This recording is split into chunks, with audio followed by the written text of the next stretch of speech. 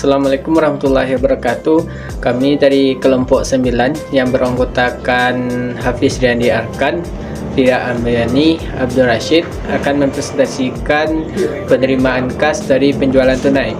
Yang poin pertama yaitu fungsi yang terkait dalam sistem penerimaan kas dari penjualan tunai adalah: yang pertama yaitu fungsi penjualan, yang kedua yaitu fungsi kas, yang ketiga yaitu fungsi gudang, yang keempat yaitu fungsi pengiriman, yang kelima yaitu fungsi akuntansi. Poin B yaitu informasi yang diperlukan oleh manajemen.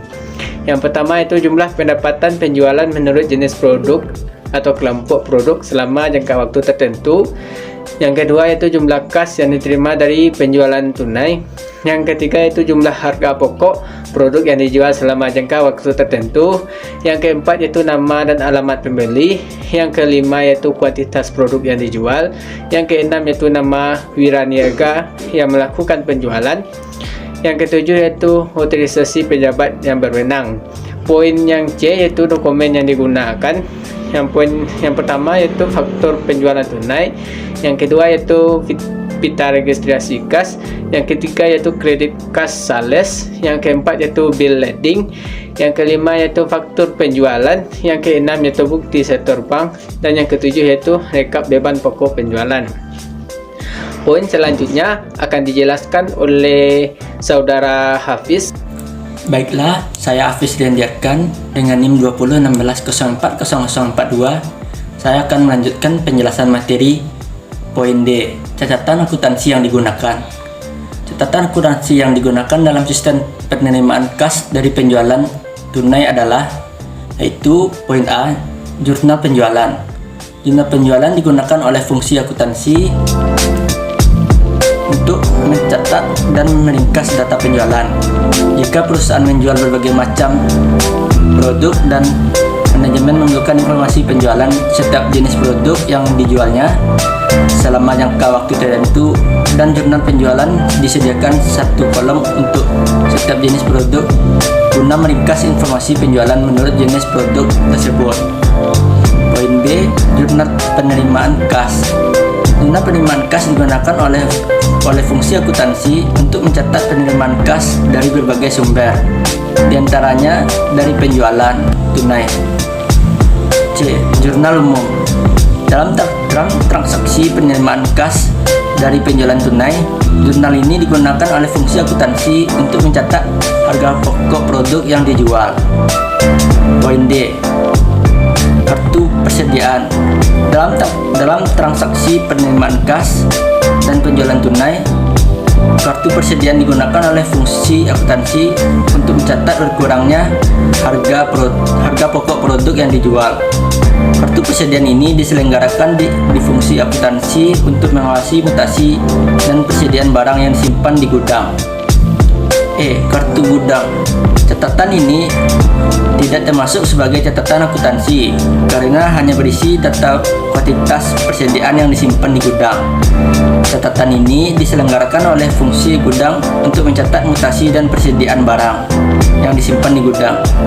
Dalam transaksi penjualan tunai, kartu gudang digunakan untuk mencatat berkurangnya kuantitas produk yang dijual. Selanjutnya poin E, jaringan prosedur yang membentuk sistem. Jaringan prosedur yang membentuk sistem penerimaan kas dari penjualan tunai adalah sebagai berikut. A. Prosedur order penjualan. Dalam prosedur ini, fungsi penjualan menerima order dari pembeli dan membuat faktur penjualan tunai untuk memungkinkan pembeli melakukan pembayaran harga barang ke fungsi kas, dan untuk memungkinkan fungsi gudang dan fungsi pengiriman menyiapkan barang yang akan diserahkan kepada pembeli.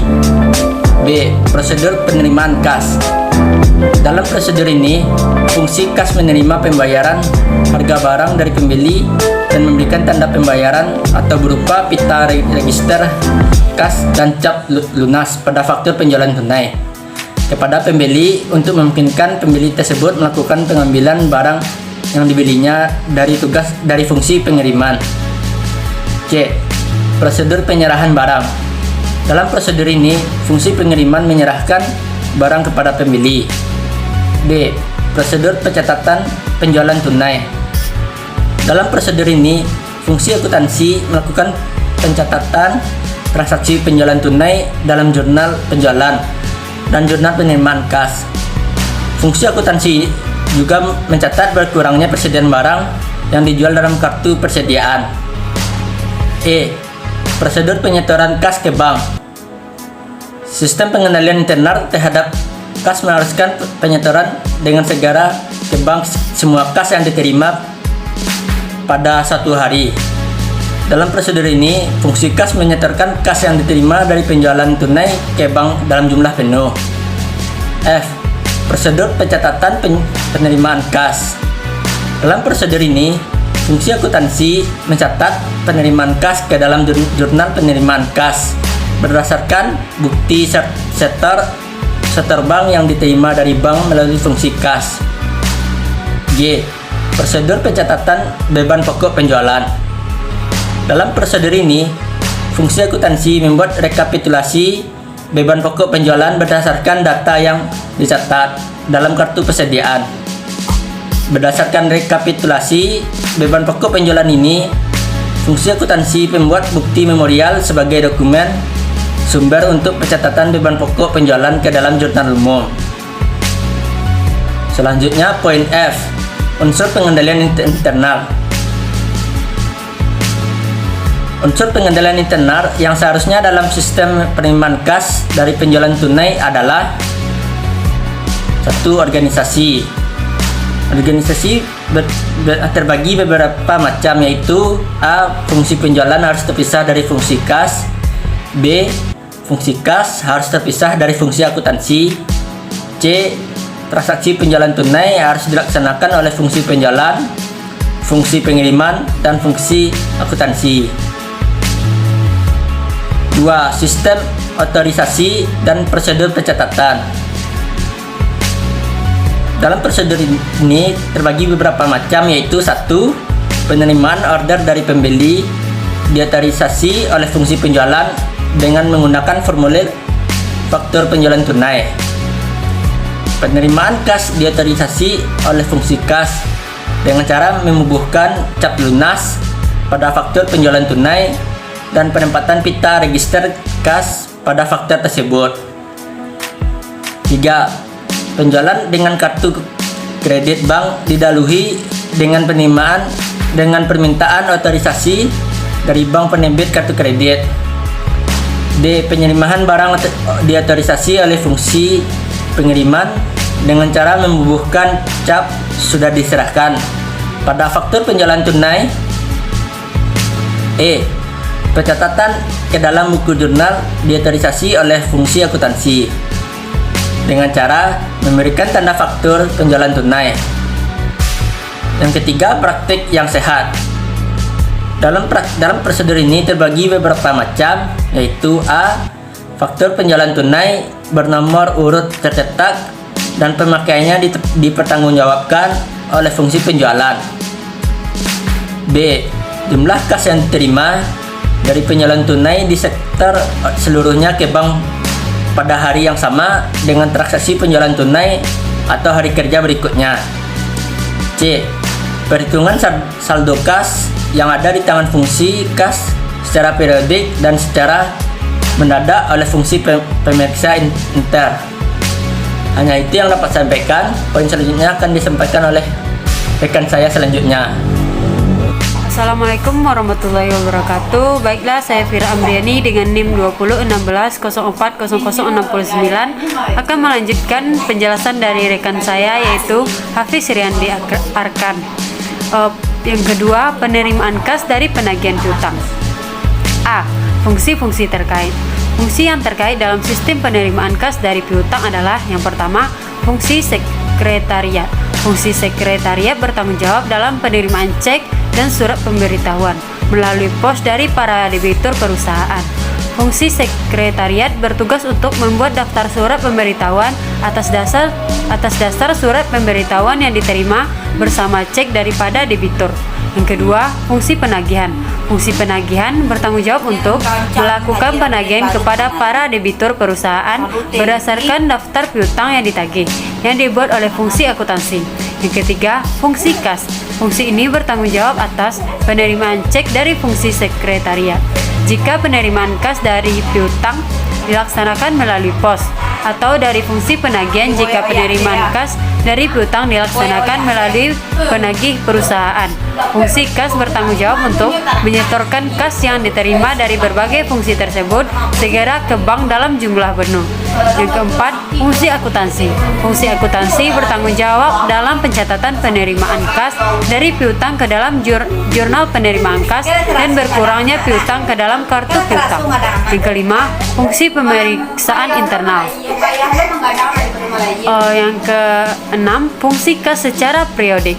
Di samping itu, fungsi pemeriksaan internal bertanggung jawab dalam melakukan rekonsiliasi bank untuk mengecek ketelitian catatan kas yang diselenggarakan oleh fungsi akuntansi.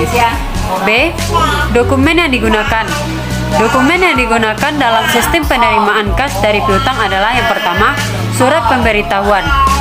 Dokumen ini dibuat oleh debitur untuk memberitahukan pembayaran yang telah dilakukannya. Surat pemberitahuan biasanya berupa tembusan bukti kas keluar yang dibuat oleh debitur, yang disertakan dengan cek yang dikirimkan oleh debitur melalui penagih perusahaan atau pos. Bagi perusahaan yang menerima kas dari piutang, surat pemberitahuan ini digunakan sebagai dokumen sumber dalam pencatatan berkurangnya piutang di dalam kartu piutang. Surat pemberitahuan biasanya berupa tembusan bukti kas keluar. Yang kedua, daftar surat pemberitahuan. Daftar surat pemberitahuan merupakan rekapitulasi penerimaan kas yang dibuat oleh fungsi sekretariat atau fungsi penagihan.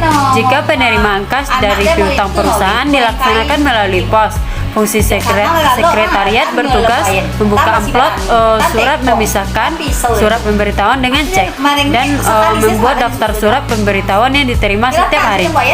Yang ketiga, bukti setor bank. Dokumen ini dibuat oleh fungsi kas sebagai bukti penyetor kas yang diterima dari piutang ke bank. Bukti setor dibuat 3 lembar dan diserahkan oleh fungsi kas ke bank bersamaan dengan penyetoran kas dari piutang ke bank. Yang keempat, kwitansi. Dokumen ini merupakan bukti penerimaan kas yang dibuat oleh perusahaan bagi para debitur yang telah melakukan pembayaran utang mereka. Yang C, unsur pengendalian internal. Unsur pengendalian internal dalam sistem penerimaan kas dari piutang adalah yang pertama, organisasi. Yang pertama, fungsi akuntansi harus terpisah dari fungsi penagihan dan fungsi penerimaan kas. Yang kedua, fungsi penerimaan kas harus terpisah dari fungsi akuntansi. Selanjutnya, sistem orientasi prosedur pencatatan. Yang pertama, debitur diminta untuk melakukan pembayaran dalam bentuk cek atas nama atau dengan cara pemindah bukuan atau giro biliar. Yang kedua, fungsi penagihan melakukan penagihan hanya atas dasar daftar piutang yang harus ditagih yang dibuat oleh fungsi akuntansi.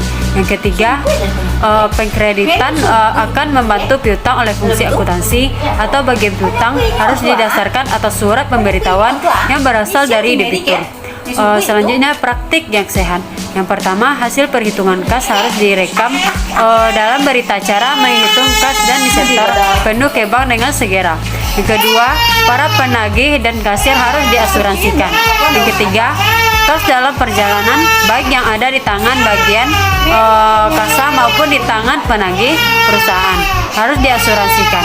Sekian penjelasan dari kelompok kami.